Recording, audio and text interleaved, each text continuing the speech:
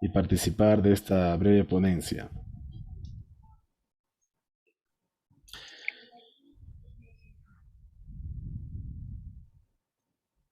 Muy bien. Durante la historia de la Iglesia, nosotros podemos encontrar a muchos pioneros que realmente fueron una bendición para las personas en ese tiempo y también hasta estos tiempos trascienden. Y para poder comenzar esta ponencia, para poder comenzar este tema, vamos a iniciar con una oración. Así que les invito a inclinar sus rostros para orar. Padre nuestro que estás en el cielo, te agradecemos, Señor, infinitamente porque nos permites tener este momento para aprender, para repasar los momentos históricos y también ver la vida de estos personajes que influenciaron mucho en la historia y también en personas. Gracias, Señor, porque tú llamaste un día a ellos y también nos has llamado a nosotros. Pedimos, Señor, tu bendición y tu compañía en esta oportunidad, en el nombre de Jesús. Amén. Muy bien. Voy a compartir aquí entonces las vistas. ¿Me avisan si se ve?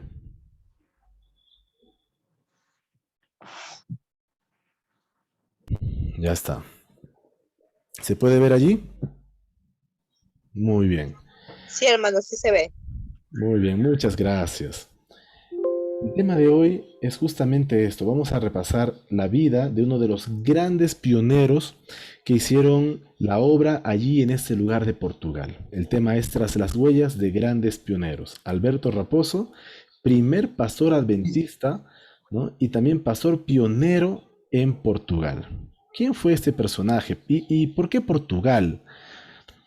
¿Cuántos de repente han escuchado sobre Portugal? ¿Han visto alguna foto? ¿De repente alguien tuvo la oportunidad de viajar allí? Realmente es una bendición. Ese lugar es muy bonito. Mientras investigaba ese tema, iba descubriendo por qué es que Dios envió a un misionero así como Fernando Raposo.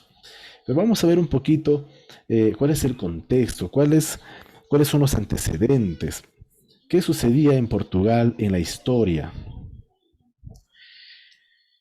Bueno, encontramos esto de aquí. Ustedes conocen a estos personajes, ¿no? Nuestros pioneros. Y siempre será una motivación y ejemplo aprender de aquellos que fueron pioneros en lugares alejados.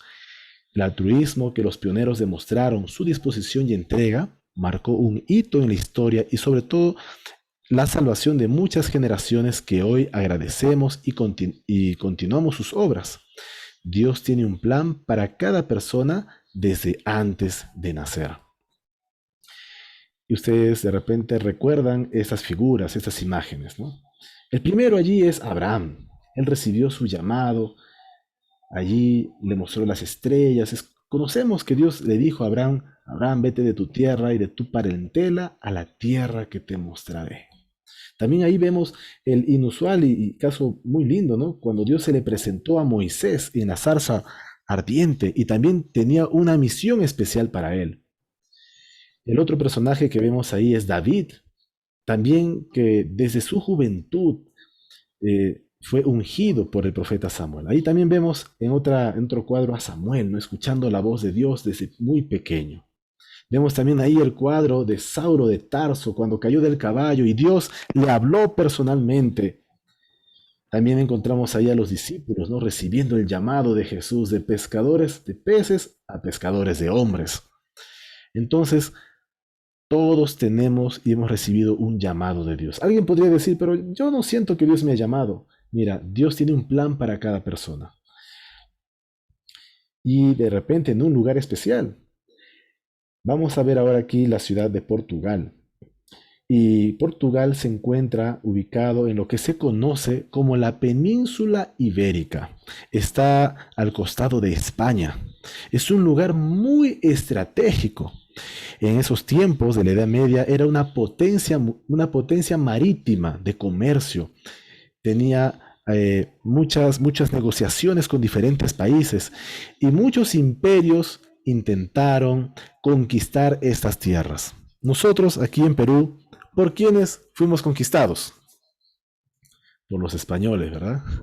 De repente solamente un tipo de cultura y las otras culturas que conocemos es porque hubo negocios, ¿no? Pero ahí Portugal es un país multicultural.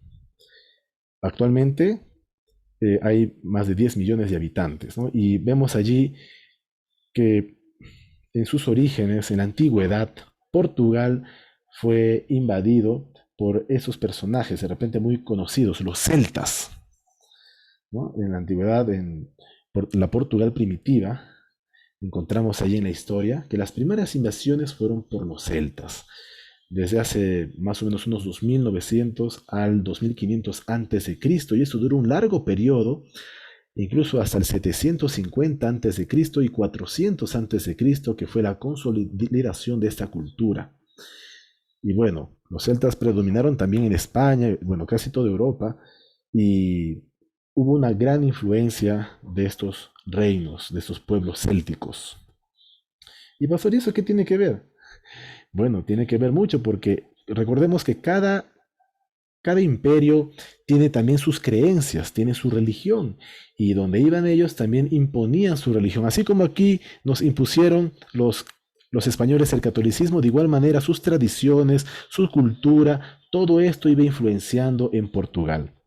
Posteriormente también encontramos que hubieron invasiones romanas. Roma quería también dominar y llegar a estas tierras porque la península ibérica, en esta parte de Portugal, pues era un lugar muy estratégico para poder hacer los negocios. Entonces estas invasiones romanas están desde el año 218 a.C. al 19 a.C., más o menos unos 200 años que duraron esas guerras, luchas con el pueblo de los romanos. También hubieron invasiones de los reinos bárbaros. Y ahí nosotros vemos este pequeño mapa, ¿no? Donde encontramos cómo es que los imperios, los reinos bárbaros invadieron toda esta zona de Europa, España, Roma, Italia y bueno, aquí también Portugal. Normalmente los que se ubicaron más en Portugal fueron los visigodos y los suevos.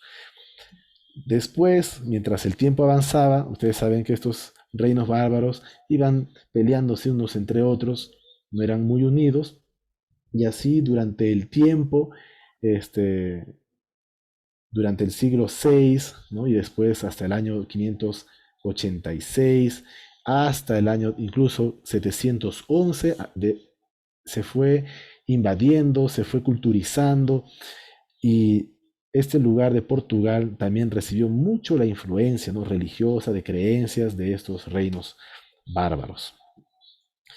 Ya posteriormente, en la Edad Media, también sucedieron grandes eventos, ¿no? Aquí vemos que hubo una influencia incluso de la Guerra de los 100 años, porque ya al realizarse la Guerra de los 100 años, prácticamente Portugal quedaba incomunicada, España quedaba incomunicado porque había conflictos entre estos países, los países de Francia, ¿no? Y también pues Inglaterra. De todas maneras, siempre cuando dura una guerra, todos los países son afectados. Y de esta manera también sucedió con Portugal. Pero mientras sucedía la Guerra de los 100 años, sucedió este evento también que marcó la historia en la humanidad.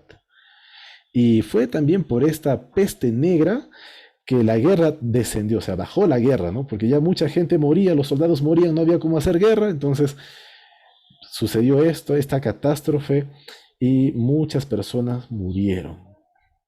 Esta peste negra duró pues en el siglo IV, los años más o menos de 1346 a 1355, ¿no?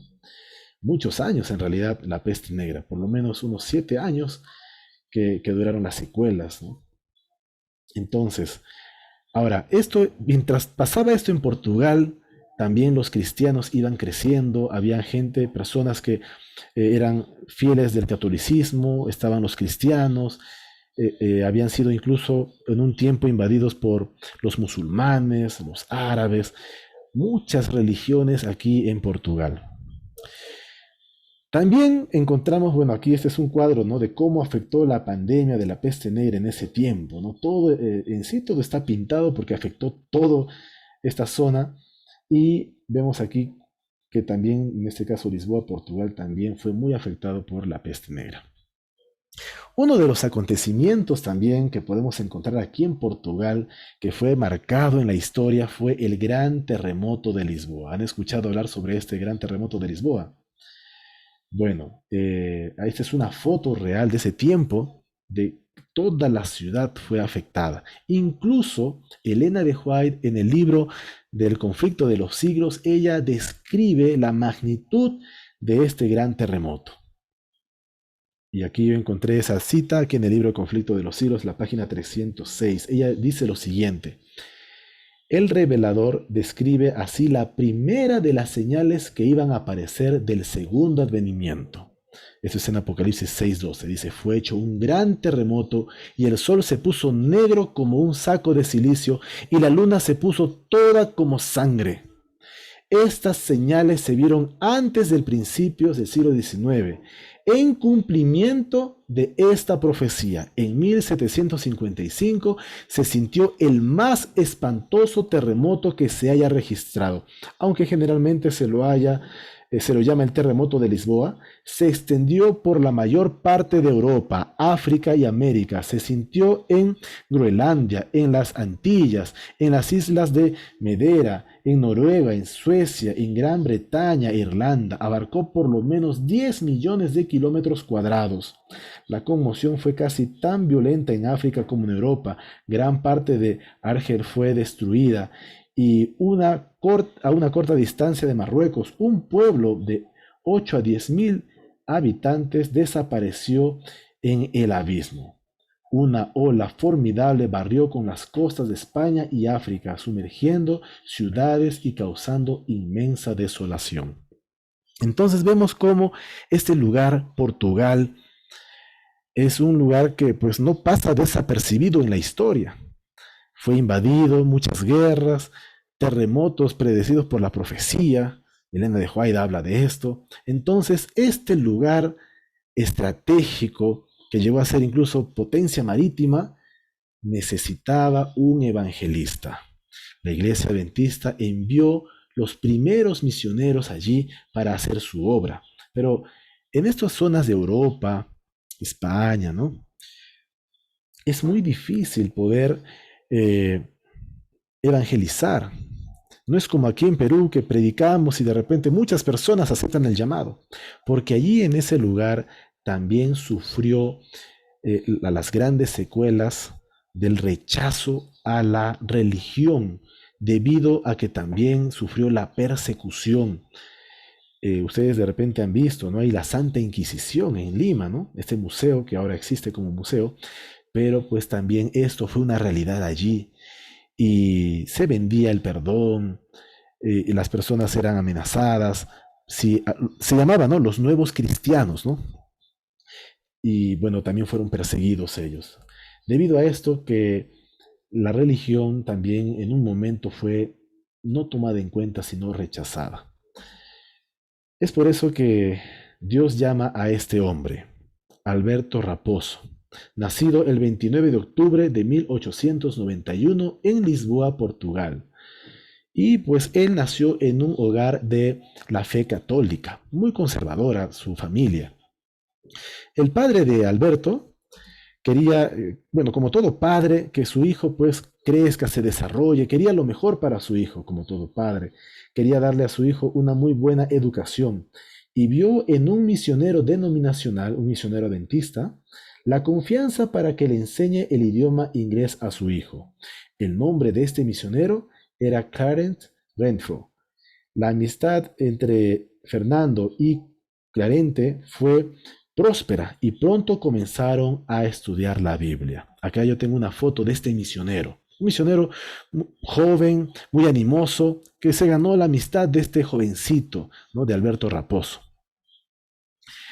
Y bueno, posteriormente, la historia cuenta que Alberto Raposo, en su juventud, su padre lo envió a Manchester para que mejore su idioma inglés, ¿no? Muchos de nosotros de repente queremos viajar a otro país para aprender como debe ser el idioma nativo. Y el papá lo envió y ahí con una familia, ¿no? Él estaba viviendo con una familia ahí en Manchester.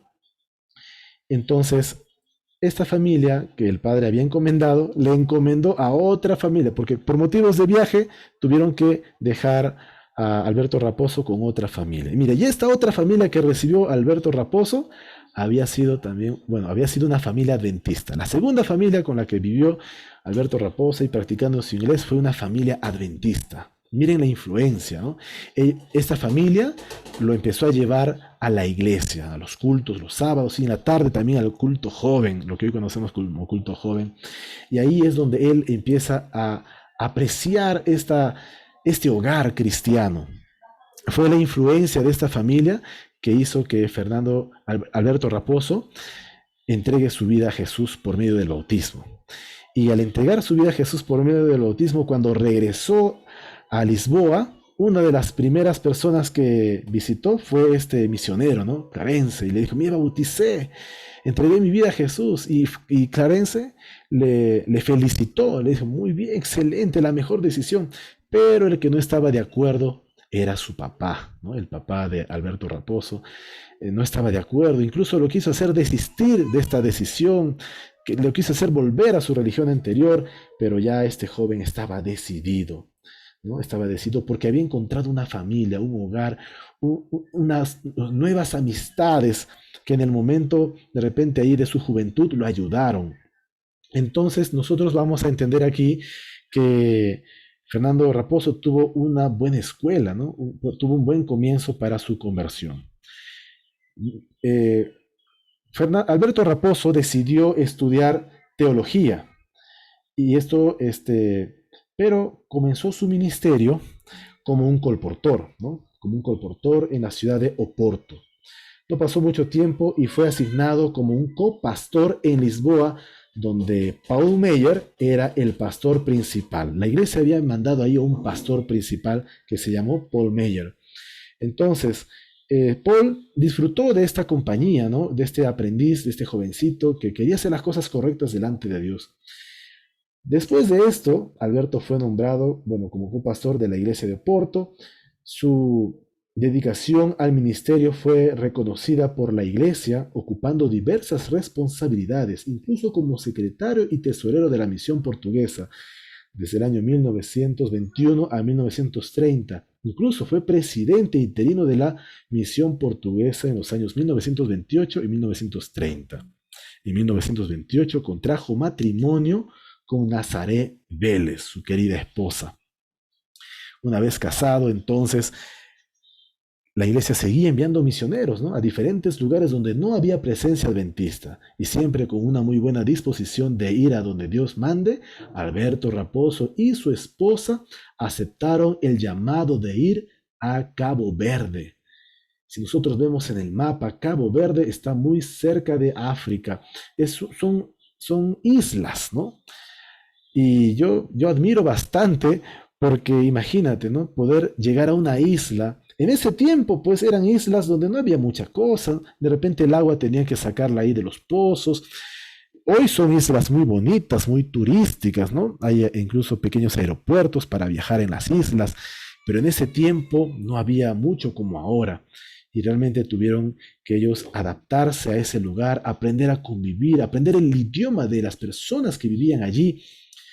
Y no fue fácil para ellos, pero ellos se adaptaron y fueron con mucho gozo, alegría a trabajar en ese lugar, desarrollando su ministerio, ¿no? Pasaron por el archipiélago africano el 16 de julio de 1935, radicando en la isla de Brava. Alberto Raposo también atendía la isla de Fogo. Durante esos 6 años se construyó una capilla y un colegio de nivel primario en Brava. Al terminar su labor dejó 30 nuevos hermanos y 10 candidatos que tomarían el bautismo en Brava y 20 candidatos en la isla de Fogo. Miren, pareciera de repente qué bonito, ¿no? Ir a vivir a una isla, ¿no? Que el Caribe, las palmeras, la arena blanca. Pero en esas islas las tribus nativas tenían sus propios credos, sus propias tradiciones. Luchar contra todo eso, enseñarles con mucho cariño, con mucho amor, no era tarea fácil. Pero mira, una vez que ellos decidieron ser misioneros, El Espíritu Santo estuvo con ellos, los acompañó para darles la sabiduría de cómo llegar a todas estas personas. En mayo de 1941, el pastor Fernando Raposo regresó a Portugal y fue elegido allí como el director de la misión de Mérida en septiembre de 1941, ¿no? Fue director de esa misión hasta mediados de 1943. El pastor Raposo fue elegido como secretario tesorero de la Unión Portuguesa y director de la editorial portuguesa. Su espíritu de contribución a la iglesia lo hizo que publicase diversos folletos, entre ellos La inmortalidad a la luz del texto sagrado. ¿Y por qué la inmortalidad? Porque en esas islas, en toda esa zona, la gente creía mucho en los espíritus, ¿no? En la inmortalidad del alma. Y es por eso que él escribe estos folletos hablando de la inmortalidad a la luz de la Biblia. También escribió, ¿es el alma inmortal? ¿No? La verdad divina fue otro también de los panfletos que escribió. La literatura que fue de mucho provecho para la iglesia adventista en la Portugal de esos tiempos. A mí me sorprende, yo admiro mucho que Alberto Raposo nunca perdió esa humildad. A pesar de que ya tenía cargos importantes de liderazgo en la iglesia, él no dijo, no, yo soy secretario, yo soy líder, ¿cómo voy a ir a esa isla? Él fue con mucho cariño, con mucha pasión con su familia a hacer el trabajo misionero en esos lugares. Finalmente, en octubre de 1950 a octubre de 1952, fue director del Seminario Adventista en Portugal. Entonces, él pudo enseñar toda esa experiencia, ¿no? De haber sido pastor, desde ser copastor, de ser colportor, de pasar por las islas donde había mucha necesidad, ¿no? Y finalmente en el año de 1953 hasta el año de 1957 fue director de la Escuela por Correspondencia Bíblica Portuguesa. Recordemos que los primeros pioneros hablaban el idioma inglés. Entonces fue muy conveniente para la iglesia que un portugués pueda también ser líder y escribir y hablar en el idioma y en el contexto de los portugueses. Fernando Raposo se retiró del servicio de la obra en el año de 1957. En esa fecha se jubiló y falleció el 17 de septiembre de 1966.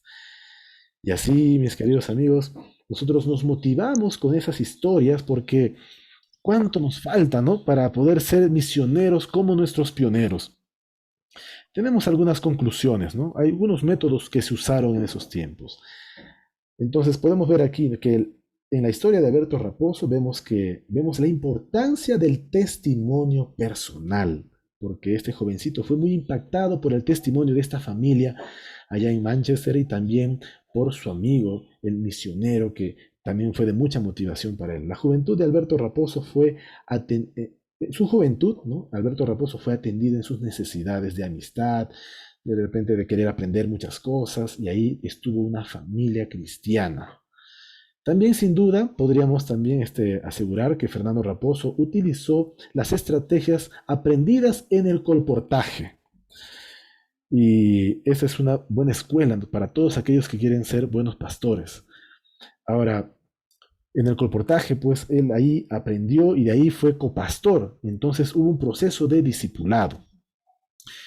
Podemos ver aquí que el acompañamiento en la preparación del estudiante de la Biblia es esencial. Podríamos decir que la familia que lo acompañó durante su estadía en Manchester fue aquel grupo pequeño que lo asistió y también en donde aprendió por el testimonio de ellos las costumbres de un hogar cristiano adventista. Allí aprendió cómo hacer los cultos, las oraciones, la observancia del sábado, así como la participación en la iglesia. Por eso es que Alberto Raposo se mantuvo firme ante las exhortaciones de su padre de no seguir con la fe adventista. El acompañamiento en la preparación del estudiante, ¿no?, de la Biblia es muy esencial. Podríamos decir que la familia, bueno, esto hemos leído, perdón, Alberto Raposo vivió el discipulado, tanto del misionero carense y luego del pastor Paul Meyer, gracias al envío de misioneros a Portugal. Es que Alberto Raposo conoció la fe adventista, por eso es considerado el primer joven portugués que llegó a ser pastor. Cuando llegó a ser pastor, ocupó grandes responsabilidades y también fue pionero para llevar el mensaje a otros lugares. Vivió el ministerio junto a su familia. Todos estaban muy comprometidos con la obra de Dios y estuvieron dispuestos a aceptar el llamado con alegría y gozo. Estamos seguros de que Dios llamó a Alberto Raposo y tenía un plan para él desde antes de ser concebido en el vientre de su madre. Aquí está una foto, ¿no?, de Alberto Raposo con su familia. Y nosotros, como cristianos, como adventistas, como que aprendemos cada día más, necesitamos estudiar la vida de los pioneros para reenfocar nuestro ministerio, nuestra vocación de servicio y también compartir con la iglesia, ¿no?, a fin de reclutar y formar nuevos misioneros que estén dispuestos a entregarlo todo, así como nuestros pioneros. Muchas gracias, mis queridos amigos. Realmente un tema de reflexión, un tema de motivación para cada uno de nosotros, y que Dios pueda también bendecirnos y podamos también hacer esa obra misionera. De repente no pensábamos, ¿no? Estamos pensando quedarnos en un solo lugar, pero hay mucha necesidad en otros lugares. Y donde vayamos, Dios va a acompañarnos, nos dará la sabiduría, Él también colocará los medios para que otras personas conozcan de Jesús. Muchas gracias, apreciados amigos. Que Dios los bendiga a todos. Estamos para servir. Cualquier consulta, cualquier pregunta, también podemos hacerla ahí en el chat o al número telefónico con toda confianza. Un abrazo para todos y vamos a terminar con una oración. Oramos. Padre nuestro que estás en el cielo, gracias, Señor, te damos porque en tu misericordia tú nos llamaste a servirte. Nos diste una profesión, o de repente estamos estudiando para algún propósito que queremos. Pero en nuestra vida, Señor, necesitamos aprender de estos pioneros que lo dieron todo para servirte. Ayúdanos, Señor, a ser humildes. Ayúdanos, Señor, a aceptar ese llamado que tú nos haces a cada uno de nosotros, que podamos también ser misioneros de ir a donde tú nos envíes. Gracias, Señor, por nuestros amigos que están aquí presentes, que han participado, Señor, de este tema de los misioneros y la importancia de ir a estos lugares. Bendice a cada uno de ellos, dales la salud que necesitan y todo te agradecemos y te suplicamos en el nombre de Jesús. Amén. Muchas gracias, queridos amigos, hermanos. Un buen abrazo para cada uno de ustedes. Nos despedimos entonces hasta una próxima oportunidad.